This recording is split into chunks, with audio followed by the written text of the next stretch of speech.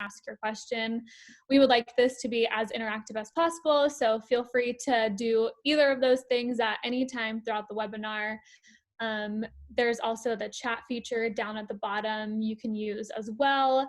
And we will be typing in a couple poll questions throughout the webinar. So we would love to have as much engagement as possible in that as well. Following the webinar, we will upload a recording of this to not only our Dairy Families website, but our new Facebook group as well. The links to both of those are on the bottom of the screen, and those will also be in an email that you should receive at the end of the webinar also. So with that, we'll dive into some background information on both of our guest speakers. So like I mentioned earlier, Doug is the owner of Diversified Dairy Solutions. He was raised in a large dairy community in upstate New York. He graduated from Cornell with his bachelor's degree in dairy science. At Cornell, he was a member of the Dairy Fellows program. After graduation, he relocated to California, where he entered the dairy industry in sales and marketing with Monsanto. He began his career as a dairy nutritionist in 2002 when he joined Cargill Animal Nutrition. In 2007, Doug started Diversified Dairy Solutions, a nutrition and management consulting firm for dairies. He has been a dairy nutritionist for more than 17 years and currently works with 25 dairies throughout the Central Valley. And Matt Budine is the CEO of Progressive Dairy Solutions. He has dedicated his life to the dairy industry and has been very involved on farms and within allied industries across the country since he graduated from Cornell as well. He is recognized for his ability to increase profitability in herds by offering unique solutions. Matt is highly decorated in the dairy industry. He is intimately involved in the North American Intercollegiate Dairy Challenge, where he was the chairman of the steering committee during both 2003 and 2004. He continues to enjoy training the youth of our industry through dairy cattle judging and dairy challenge events. At Progressive Dairy Solutions, he spends a majority of his time troubleshooting new opportunities with both his clients and helping them develop key dairy programs. And so with that, I will stop sharing my screen and turn it over to both Doug and Matt, and we'll go from there. So no further ado, gentlemen, take it away. I'll jump in. Dino, thanks for inviting us to discuss how to reduce production nutritionally. I didn't think that was ever going to be part of my career. And you know, it's just unfortunate times that we're in. We got to have this discussion, and I guess where I'm looking at is this is making the assumption that everything else has been exhausted, right? Meaning that you extended your dry period as much as what you can, and that for me is 75 days, maybe no more than 80 days. You're feeding whole milk to calves. If you have a calf program, you went from 3x to 2x. You've done all the low-hanging fruit, so to speak, to reduce performance or production on the dairy, and of course beefed out the cows that need a career change. Now, what else should you be doing nutritionally? And I think we're kind of unique here in California, unique in not a great way. We don't have an overabundance of forages typically on a lot of dairies, and you know I've heard a lot of people talk in the last week on this very same subject. How do you reduce production? And talking to friends and family across the country, where they're required by their co-op to reduce as much as 20%. How are they doing it? And you know, are they they're feeding milk back to cows? They're getting very, very creative.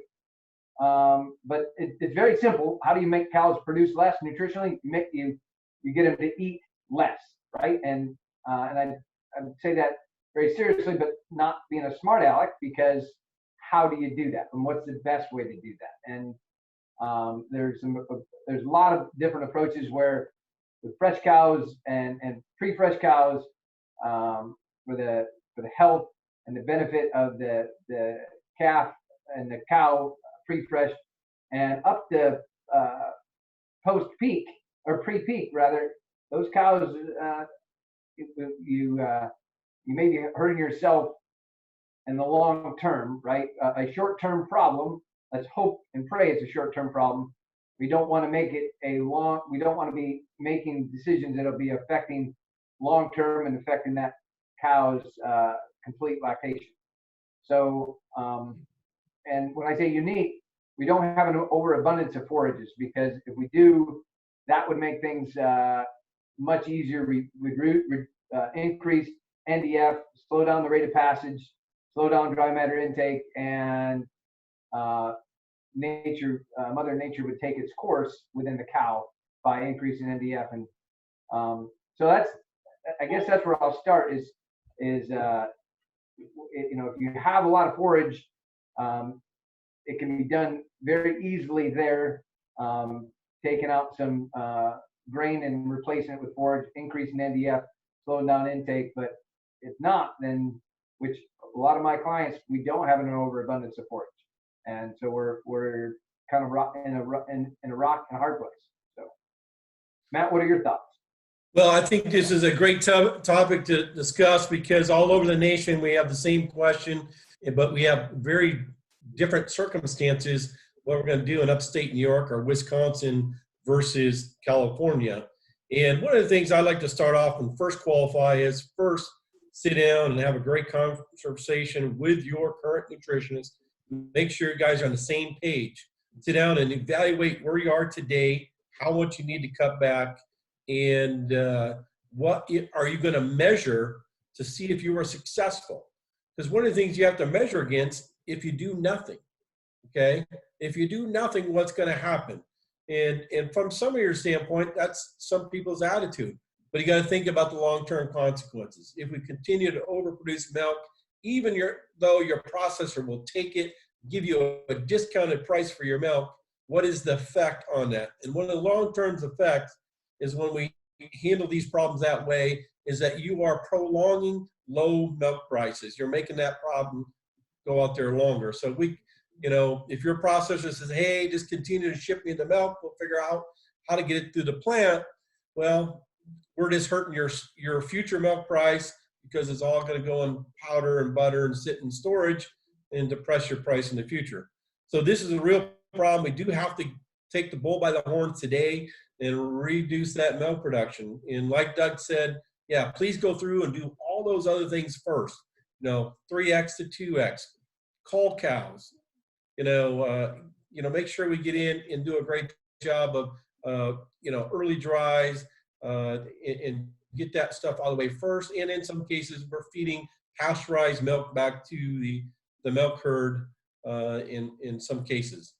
However, when we look at the diet considerations, one of the things you really have to sit down and look at is your current situation, how much milk production you're producing on each herd.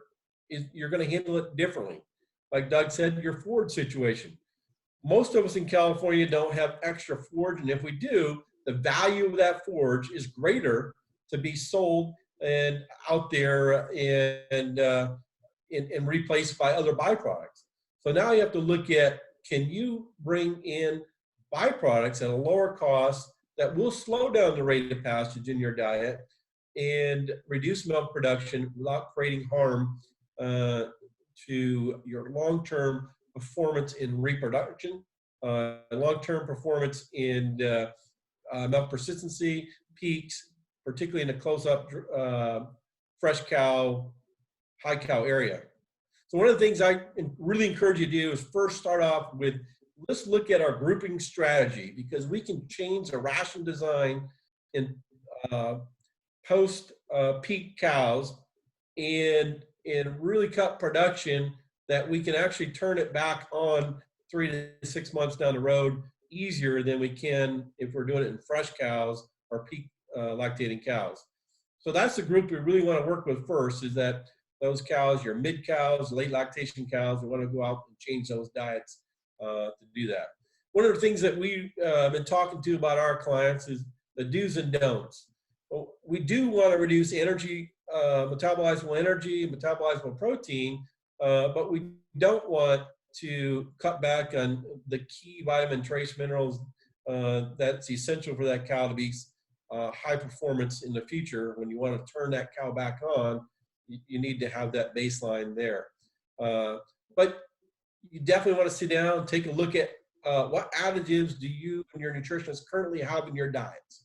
You know, we need to evaluate those additives. Do they make sense if we're trying to cut back on milk production nutritionally? And that can be some of the greater cost savings if you look at your additives. So sit down with your nutritionist, evaluate things like buffers, fats, amino acids, yeast. These things are all that, you know, Doug or I can't sit here and tell you that's a good value in your dairy or not. That's something you need to sit down with your nutritionist and determine that value. But they're one of the things that we look at first is that amino acid, fats, yeast, and we're not saying eliminate it. No move do you want to make. You want to make incremental changes, you know. So if you're feeding a pound of fat in your lactating diet, you know, the best thing about it is the grouping strategy allows you to reduce the amount of fat in those mid to late lactating cows, so that we can actually save money in cut milk production. So, so that's where we look at it, is evaluate those mid and late lactation cows, make your big changes there. In California, things like byproducts are going to be your opportunities, increase those in almond hulls, some of your citrus byproducts, some of your food byproducts that many of you have and available to your dairies. That's going to be different than in upstate New York, where I'm going to take alfalfa haylage or corn silage and just increase that and reduce the grain and save money that way. So that's the key areas, Doug. I'm going to jump in here, Matt, is you know, they're going to be starting to harvest wheat or triticale or oat silage up in the North Valley here real soon, and that will be potentially an opportunity to, again, increase your forage if you know, the byproducts are only going to go around so much. Down here in Tulare, I had a couple dairies who were feeding citrus to the cold citrus is being sold to the consumer, because what was once too small or had a blemish, people are buying it now. So even the cold citrus demand is way down. So we won't see, you know, I don't know how long that'll be for, but right now some of these byproducts are going to be in short supply. And here coming up, wheat silage, if you can get your hands on, again, nobody knows how long of a process this is going to be, but wheat silage will make a good feed to slow down the rate of passage and increase NDF at a fairly economical rate. It looks like we have one question in the Q&A. When should I harvest winter forage to increase tons? At the end, full maturity, right? It's what little I know. I'm not an agronomist, but we'll get, you know, down in this part of the valley, that Tulare, Hanford area, we'll get 23 to 25 ton wheat with 20 plus % starch, but the fiber values are high. Again, that makes a very good milk cow feed for this setting. And in comparison to corn silage, it's going to have higher NDF and higher ADF values, and certainly a lot less starch. So you replace some of your corn silage with some of your wheat silage. But to answer the question, full maturity is going to maximize your tonnage. So there's a couple of things I would add to that, Doug. That's true. You want to get it full maturity. But the other thing we want to consider is the dry matter content of that coming out of that field. We want to make sure we don't get it too dry if we're going in a bunker silo, we definitely want to be 36 dry matter, but 32 to 36 dry matter to be optimum, so that we can get great packing and great fermentation, so that feeds out well.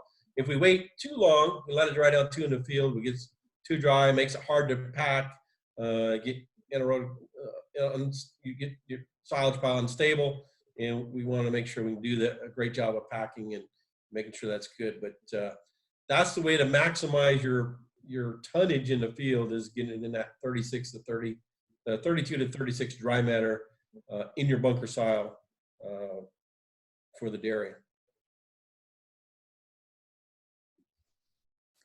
And we had a question pop up in the chat. I'm not sure if Doug and Matt can see the chat, but Justin's asking, we are already 13% below. We don't have to reduce our milk production because we are on an off cycle compared to other operations. So technically my answer would have been 0 reduction. Was that a question, Justin, or just a comment? It was just a comment in relation to the survey, because you had that 5% and then on down the line. And because of our herd being on a unusual cycle in relation to other dairy operations, we're already, below our base number per LOL's mandate. And we're in comparison to our March production, because we have so few animals calving out right now, our milk has dropped off exponentially. And so in our particular situation, it's kind of an unusual one, but we don't technically have to drop our milk, based on all these little variables that have been thrown out there. You are in a unique situation then, Justin. And then we had a question pop up in the Q&A. Do you guys want to just touch again on what the best way to decrease production is while still maintaining components? Well, that's a great question. And what that scenario comes into, where this is a individual situation, each dairy needs to sit down with their nutritionist and go over their exact situation. Because in some of our places we're just cutting flow, and where we're just cutting flow, then we really want to take milk components in consideration, and we can reduce production, but increase in both butterfat and protein. In those cases, you definitely want to do that by looking at your starch and sugar levels and contribution to your digestible fibers. In many cases, we can lower starch and sugars, increase digestible fibers, and increase maybe some bypass protein, and play with different fatty acid components that will actually maybe lower milk production 2 or 3 pounds, but get you a few more points in milk fat and milk protein. And so that scenario is actually, depending on how you're being paid for your milk, it can be a really good thing. The challenge is some of our dairies, 10% cutback is total milk solids, and so that doesn't really help you out if you have to have a milk solid cutback. In cases where you're only cutting back flow and not being penalized for higher solids, then things that you would want to really take a look at, you want to evaluate the use of additives like rumensin. Maybe you could gain a point of butterfat if you took the rumensin out. These are all things that you have to sit down and evaluate with your individual nutritionist on what makes sense for your dairy. You could use different additives in that case to enhance components and not enhance milk production. And the comment here, every dairy is going to be different depending on what forages they're feeding, what byproducts they're going to be feeding, what level of fat is already in the diet. If you got high unsaturated fat levels, and by changing that around, it's very easy to increase butterfat. If you don't have high unsaturated fat levels, it's going to be harder to increase the components in the milk. And in addition to that, one of the ingredients that I feed on a lot of dairies is a palm fat blend, and we've seen some really good butter fat increases with that. But it also comes at a cost, especially right now with the shortage of palm oils, and it's, it's up over $1,000 a ton now. So it's going to be tempting to cut that, but keep in mind that could be generating a lot of butter fat, which has a lot of value still. If you need to only cut back low, evaluate that carefully. So one of the other things that, the most every single person can sit down with nutrition and talk about is, what is the safety margins we have built in our diets today? Based on your operation, most nutritionists, really calculate safety margins. If we got a diet that formulated for 17.2% crude protein, and we believe we got a safety margin built in there, well, this is a great time to kind of tighten up those safety margins, get closer to the edge, back away from that, and maybe lower crude protein or microbial protein in that diet, see if we can get a little bit closer to the edge. These are what we call incremental opportunities on a dairy that save money and potentially will cut back production slightly. And that is really the better approach than make large cutbacks that drops your cows and that takes you 6 months to get that production back. But safety margins in every area. One of those areas are in the additive side is, some additives are used in there year round as a safety margin, as an insurance policy. They're the ones we want to reevaluate those and potentially cut those back. Buffer is another case where sometimes we add a lot of buffer to a diet for a safety margin. And, some dairies we see buffers as high as 0.6 pounds per cow. Maybe it's time to trim that back. See if you can get back to 0.45, 0.42 pounds per cow and save some money in that diet and replace that with either forage material or byproducts that allows those cows so that you're not really cutting back on the energy or protein status of that, but you're actually lowering the cost of your diet and creating some safety. It's one of those things where, these cows, we are breeding them so they milk well, and really, like Doug said, the only way to get them to cut back is to really limit their intakes or reduce their intakes, what Doug said. So then part of our job is to produce more milk is to maximize dry matter intake. We actually see a little bit more of our dairies fine-tuning the feed presented to the dairy. Are we feeding for a 3 to 5% push out? Well, maybe it's time to feed for a little bit less push out, or in some cases a cleaner, slicker bunk is an opportunity to take a look at, and we call reduce the safety margin that we build in there, particularly on those mid and late lactation cows. One of the things that we talk about as a watch out for increase in byproducts or low-cost feed ingredients to lower milk production is the loss of feed efficiency. And what we see many times as we put in lower cost, higher fiber byproduct ingredients, that we do lose feed efficiency. And that's why you want to always evaluate where you are today and what your new diet's going to look like, what your expectation is. And sometimes we predict these cows are going to eat less and they eat more. And so it actually creates a negative financial situation for the dairy, where if the cows actually ate more pounds of dry matter, even though the ration cost was less, that you actually spent more feed for that group of cows. And so that's why we talk about every dairy situation is different. Every dairy, and we definitely want you to sit down, put a plan together, measure where you are today, what your goals are, and then let's measure how well we did. And because we see this as being a short-term situation, we're going to need to cut back 10, 15%. In some of our dairies, they're asking us to cut back 20%. The 10% is pretty manageable. When you get more than 10%, it's really hard to do anything without culling a significant number of cows. So.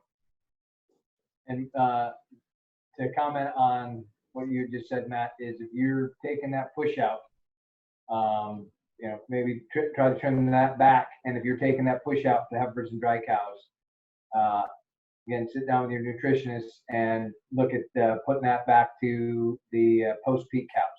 Feed that push out back to your milking herd rather than your young stock or your dry cows.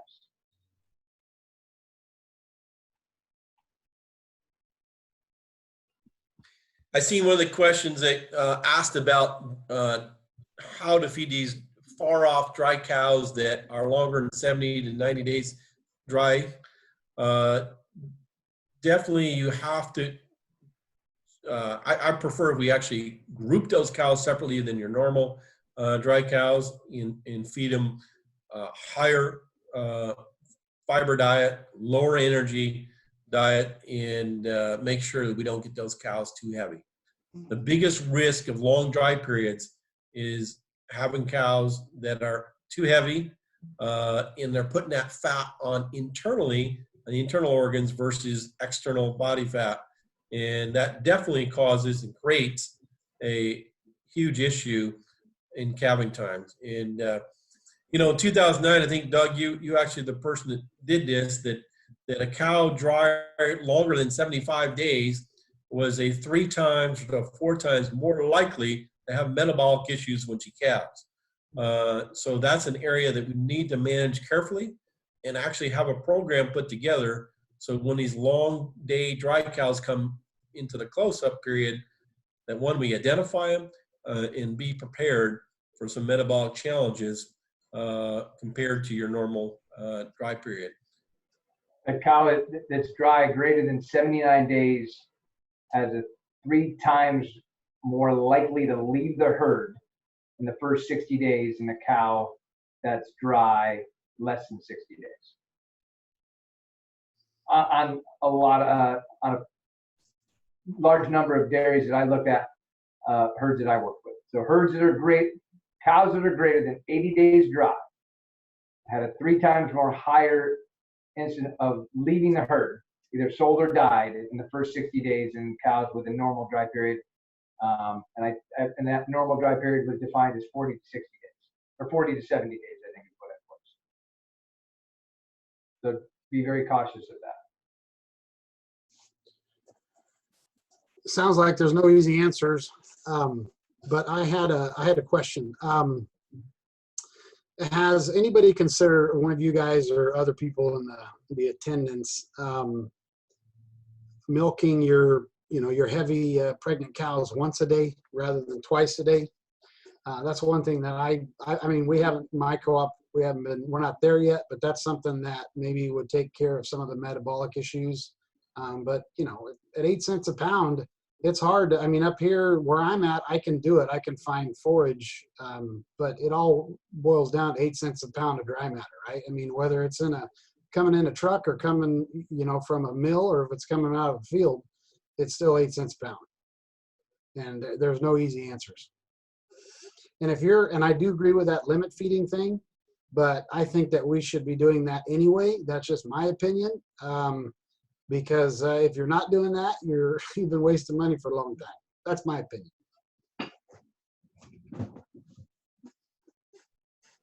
Well, there's a couple of points. Milking once a day really depends on if you have a really low feed cost and a low operating cost. Potentially, you could pencil that out. But about 90% of the scenarios that I calculate out, that is not the thing we want to do is milk once a day. First of all, you're going to have the maintenance. If you early dry off the cow, you're going to have some maintenance costs, but that program's significantly lower cost than any type of milk diet that you're still going to be probably 10, 11 cents a pound of dry matter. And so now you're you're going to increase that dry matter intake significantly on that once a day milking cow. And I think that you would be below a break even. You're better off. Couple things that we've done in scenarios is really every dairy has a call cow plan for next year, and if you're at a 30% call rate, consider calling the next 3 months cows now, but take some of those cows and put them in a fat cow pen outside. Don't send them all the beef at one time. We have to do this in some parts of the country where they cannot ship call cows right now. We actually are taking the cows out of the milk herd, putting them in a feedlot situation and feeding them a fat cow diet for the next 30 to 60 to 90 days, depending on the situation. And those cows will go to the beef at a later time, at a better weight, better condition, and hopefully grade out higher and make more money for the dairy producer in that situation. But I'm not a big fan of milking once a day. I do see there's an opportunity to go from 3x to 2x, depending on your situation and your economics.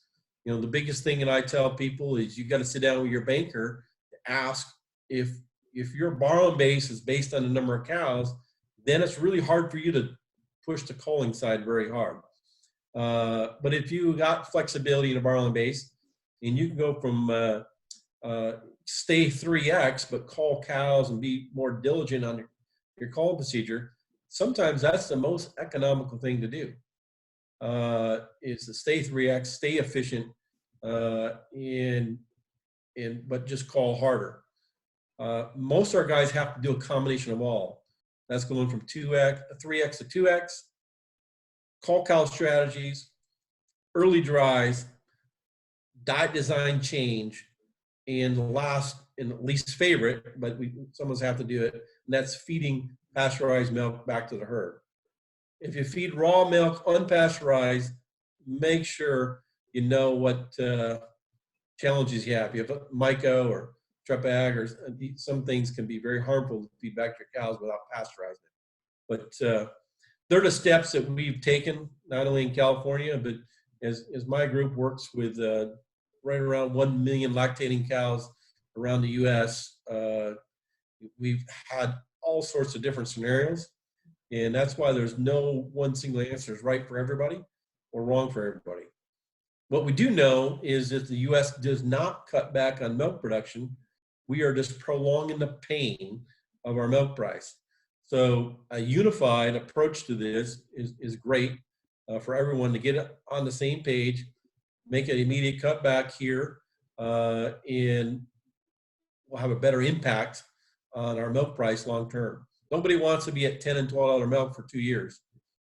But every pound that's going into powder at this, what I call the discounted rate, $7 to $8 per hundredweight, that's just going to go into storage.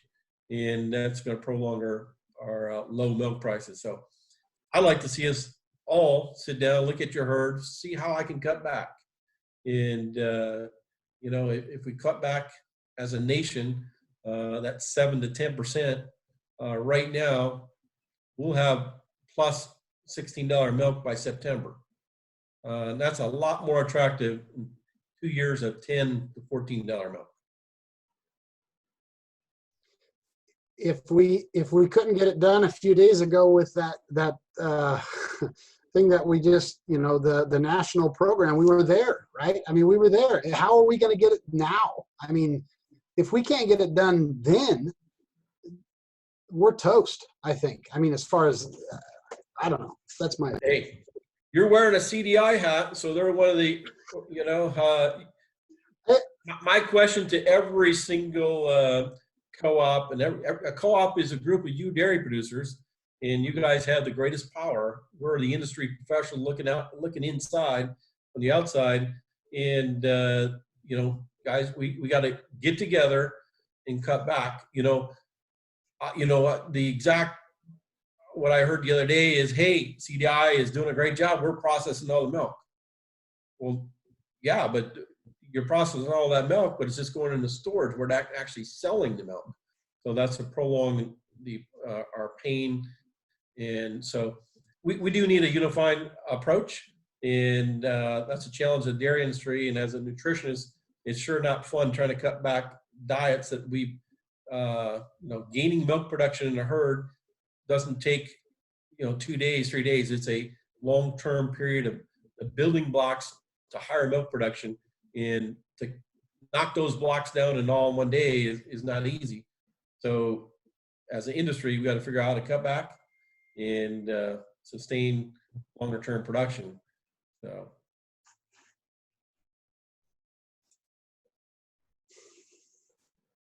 So I guess that kind of piggybacks on Gino's question that he asked in the Q&A. What are the chances of having a national milk reduction now that USDA is not on board with it? Sounds like great minds think alike, Arlen and Gino. I shouldn't have worn my CDI hat. That's should have turned it backwards. Been like the other one.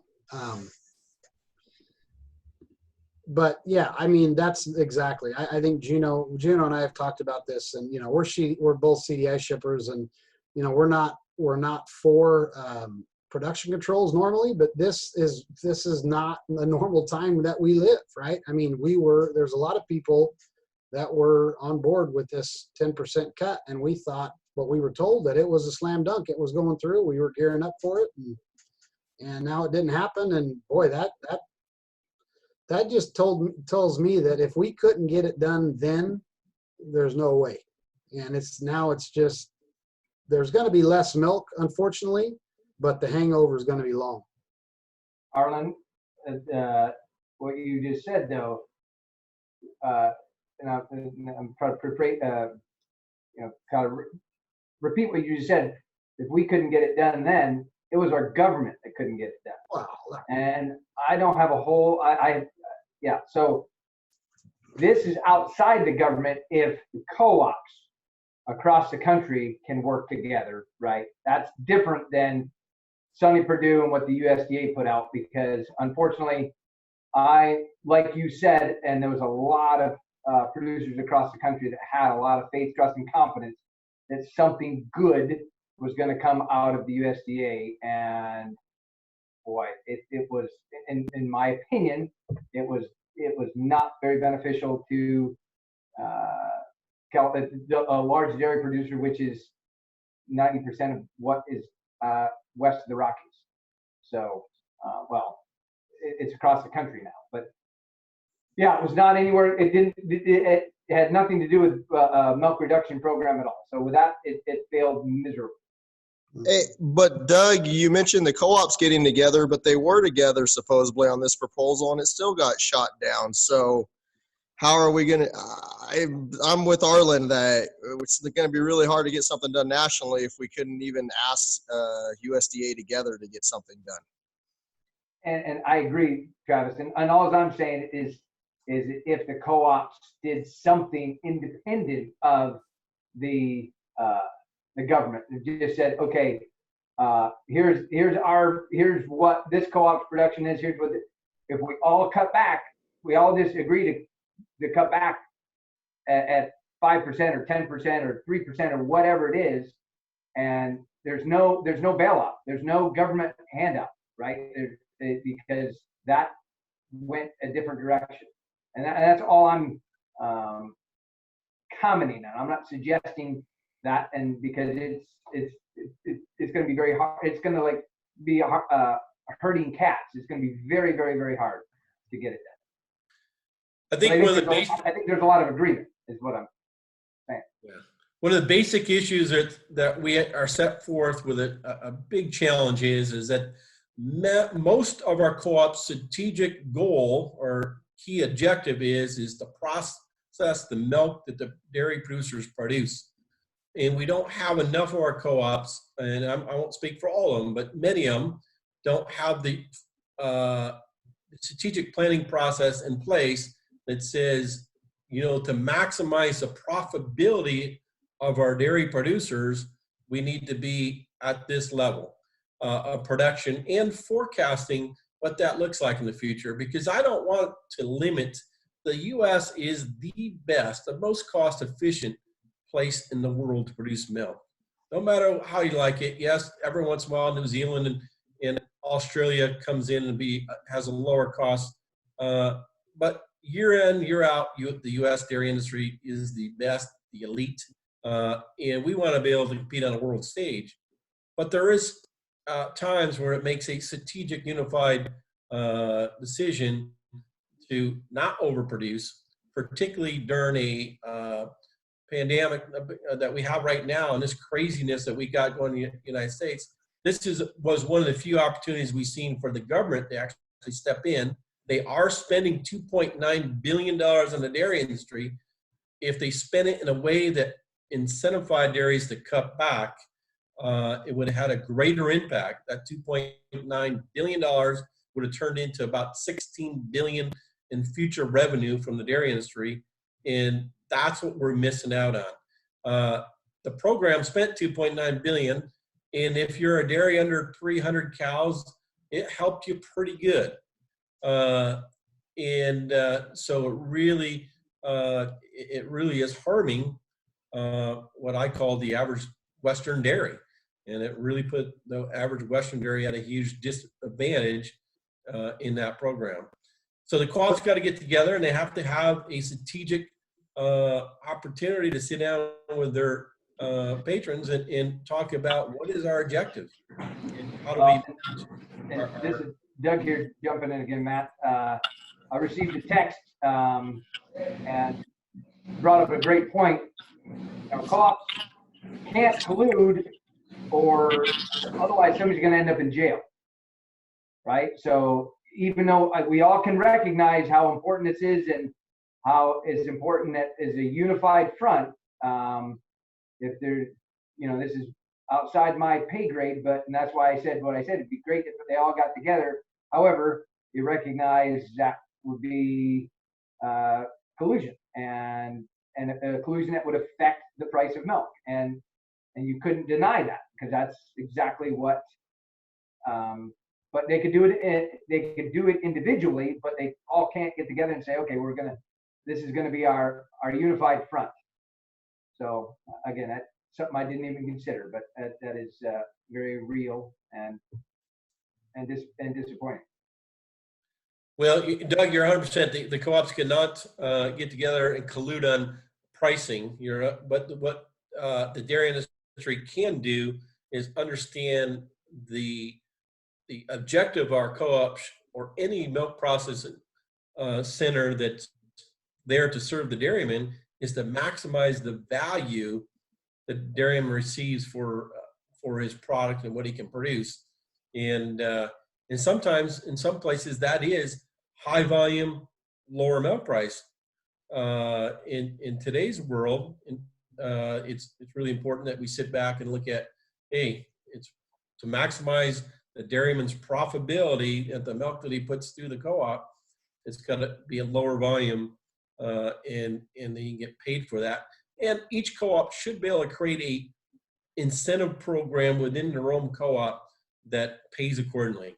When there's opportunities to ship more milk worldwide, and we want to get an export, well, there should be incentives by the co-ops to do that, and that should be impacted out there, and we can have pricing mechanisms in place that can really help out the value that each dairyman receives on their dairy producers.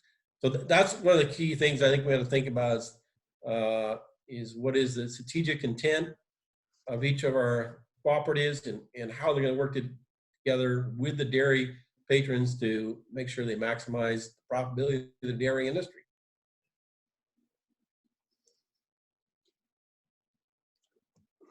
Yeah, well, I'm going to echo what I said before. The co-ops were all on board with this. We had IDFA on board. We had National Milk on board. Everybody was together, and it was a perfect opportunity to try it out temporarily, right, for this situation. And right now, I agree with what you said. A co-op's main goal is to process their members' milk, and if they don't,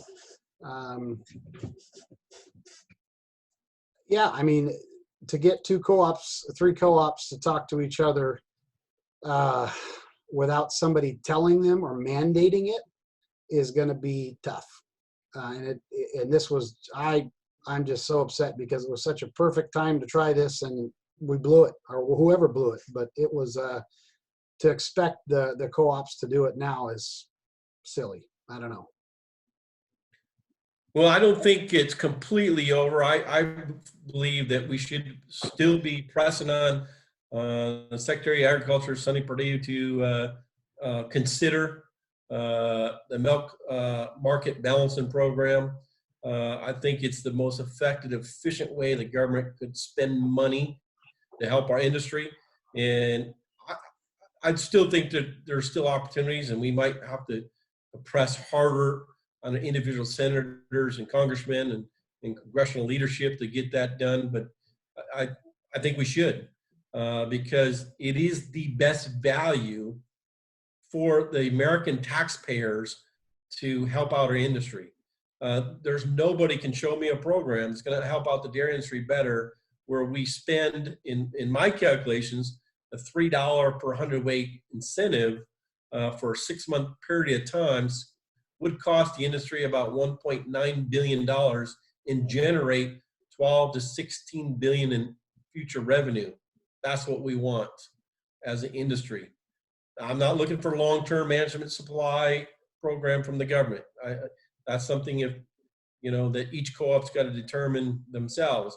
But this is a one-time, hopefully once in 100-year challenge for the industry, and that's what our federal government's for, is for these big-time issues and to step in. Otherwise, I want the government to step out and stay away from our dairy business. But in this case, it's a time for our federal government to step in, have an impact with a huge investment in our dairy industry, $1.9 billion that turns into $16 billion in future revenue and income for our industry. That's what we need to talk about as an industry.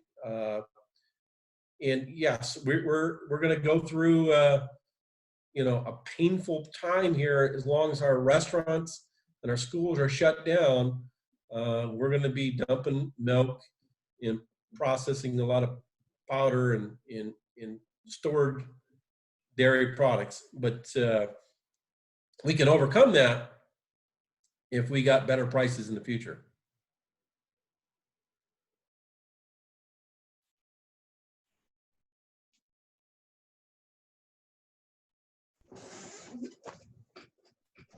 Any more questions, folks? I don't see anything in the Q&A or the chat, so now's the time to ask. You can also raise your hand, click on that button, and then you can talk also if you have a question or a comment.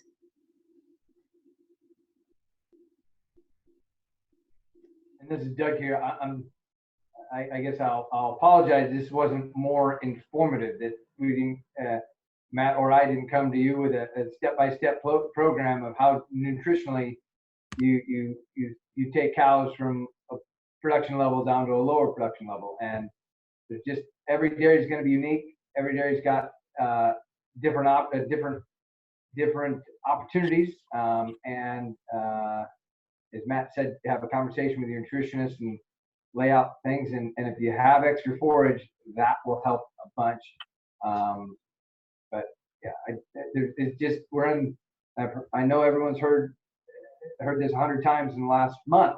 We're in uncharted times here, and that's why we're having this discussion. And it wasn't designed for a presentation. It was designed for a discussion, and that's what we've had. And it wasn't any big ideas that I'm sure that we brought you that you're going to be able to go implement tomorrow, unless you haven't had that conversation with your nutritionist. You don't know what, you haven't had the conversation with your banker as far as culling cows out, get it. And if you don't have a great inventory of your forages, now would be a time to know exactly what that inventory looks like. Can you increase that and slow down some protein or slow down some grain going to the cows? Am I on there? Can you hear me? Yeah, Donnie, we can. Okay. So just one for a statement on dealing with the government. Every time I've ever been anywhere to meet with the government officials, they're concerned about two things. They want to help us in a way, but then on the flip side, they don't want to lose cheap product for the people that are on the bottom side of that in the store that have votes. That's a really big quandary for them, and I don't know that we need to. I'm not saying we need to back off. We need to continue to deal with them, but we also need to try and somehow focus and maneuver around, whether it's through Cap or Volstead or some way to try and capture more dollars out of this system. Because when the price went to shit for us in the stores, it stayed the same or went up, and they've been able to make it sound like it's a short supply and they can justify raising the price. But we need to push on both sides of this from the government to try and help us balance our product. But they're not going to go overly hard on balancing our product to the point where it makes expensive milk. So then we need to be tapped into the other side of how do we capture more revenue between when it leaves our farm and when it's on somebody's table.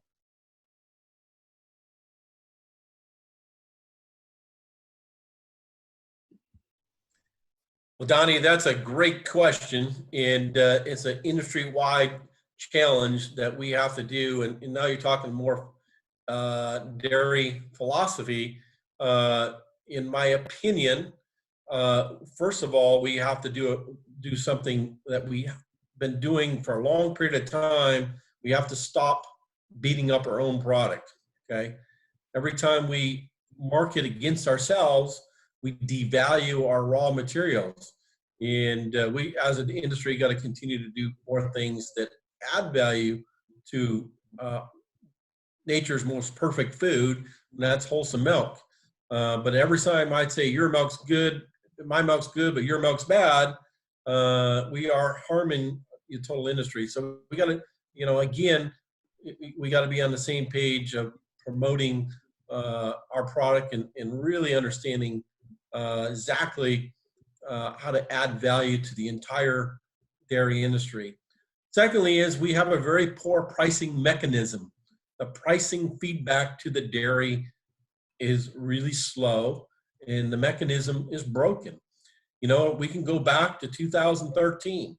Our price of milk was running $22 to $24 a hundredweight while the world prices were falling, and it took 8 months, and then that really crashed the milk prices and hurt our milk prices for a longer extended period of time.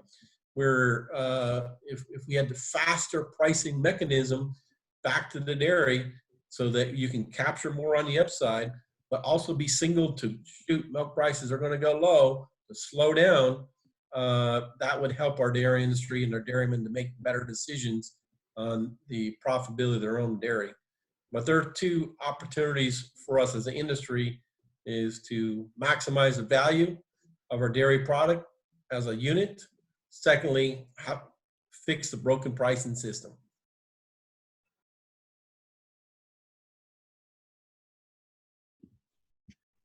Well, as we're coming up on an hour to our webinar, does anybody that is listening in to the webinar have any ideas that they want to share or methods that they are using that you have seen to successfully reduce your milk production? Is that a question to me, Corinne, or was that a question to the entire audience? Sorry. To the entire audience. That's what I thought. I know it's a little tricky when you're on a webinar as opposed to a call, but we can still unmute people. You have to push the raise your hand button, right, if they want to talk.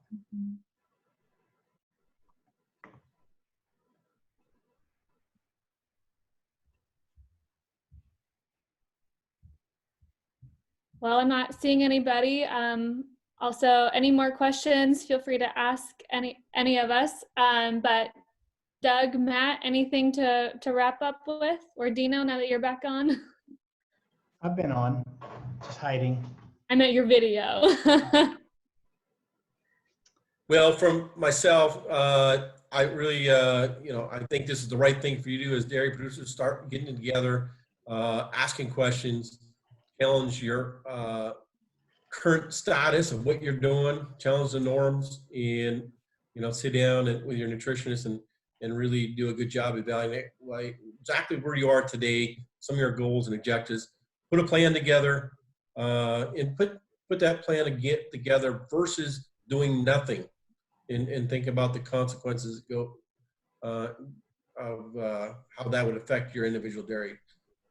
If any of you guys have any questions in further detail that might pertain just to your dairy operation, don't be afraid to call myself or Doug. Both of our information is out there on websites. You can give us a call, and we're glad to help talk about your individual situation and give you more precise direction on the individual dairy than the overall crew. So, but encourage, if you're working with a nutritionist, sit down, go through your plan on your dairy.